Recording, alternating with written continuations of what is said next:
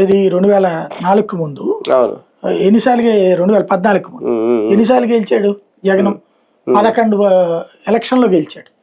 కానీ main elections కి వచ్చాడు ఓడిపోలా. కాబట్టి ఇది అలాంటి రెఫరెండం ఏం కాదు. కాకపోతే ఇప్పుడు ఈ ముగ్గురు మధ్య సమన్వయం ఎట్లుంటది? సీట్ల పరంగా వీళ్ళు ఏం అడుగుతున్నారంటే ఏది మొన్న పవన్ కళ్యాణ్ అన్నట్టు 33% ఇద్దరు కలిపి అంటున్నాడు. చంద్రబాబు గారు ఏమంటున్నారంటే మీ దగ్గర ఆ క్యాండిడేట్లను చూపెట్టండి, దీంట్లో పర్సంటేజీలను రాసుకోవద్దు మనము అంటున్నారు బాబు గారు. కనీసం మొన్న అసెంబ్లీ ఎన్నికల్లో ఎంత పర్సంటేజ్ ఆఫ్ సీట్లు ఇచ్చారు? 16-17 జనసేనకి, 21 సీట్లు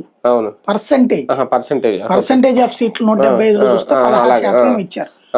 ఆ లెక్కన జనసేనకి, ఆ లెక్కన బీజేపీకి 6% ఎంతో ఇచ్చినట్టు. ఆ లెక్కన ఇచ్చేందుకు కూడా సిద్ధంగా లేరు. ఇంకోటి గ్రౌండ్ లెవెల్లో తెలుగుదేశం జనసేన మధ్య చాలా పెద్ద క్లాష్ ఇక్కడే వస్తాయి. నాయకులు దాన్ని కంట్రోల్ చేస్తారు, అందుకని బెదిరించేస్తున్నారు. మీరు ఎక్కువ మాట్లాడబాకండి, అధిష్టానం చెప్పిన మాట ఏమనండి, నేనే ఫైనల్ అనండి అనే పదం అందుకే వాడుతున్నారు. టీడీపీ గ్రౌండ్ లెవెల్లో మేనేజ్ చేస్తుంది. జనసేన వాళ్ళు మాట్లాడనీయకుండా పవన్ కళ్యాణ్ ఎప్పటి నుంచినే కంట్రోల్ చేసుకొస్తున్నారు.